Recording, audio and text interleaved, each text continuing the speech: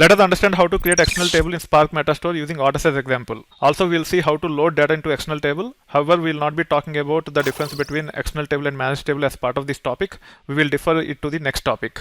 When it comes to the syntax, we just have to add external between create and table, and it will take care of creating the external table for us. Typically, when it comes to external table, we have to specify the location, and the location can be anywhere in HDFS where we have write permissions. So these are the syntactical differences between managed table and external table. For managed table, location is optional. Even for external table, it is optional. However, it is a best practice to use location for the external table so that we can actually place the folder related to our external table outside of our Spark Metastore folder or warehouse directory. That being said, let's create this table and also run the command load to actually get data into the table, and also let's look at the metadata by running describe formatted to understand what happens internally. So first I'm connecting to the ITversity retail database. I'm going to drop this table called as orders if it exists. So I'm adding this if exists clause here. It will take care of dropping the table for us. Now let me actually review this location which I will be using for our external table. As of now, there is no folder with this name.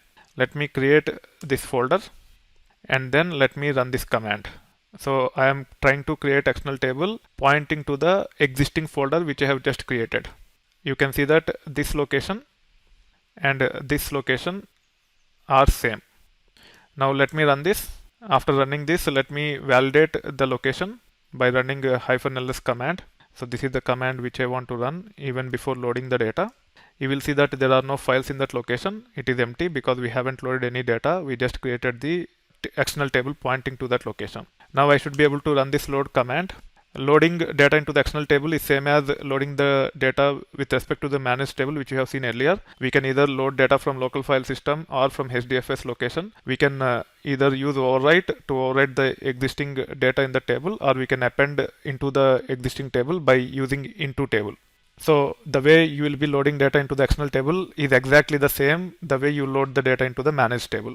Now let's review this location and you should be able to see the file here.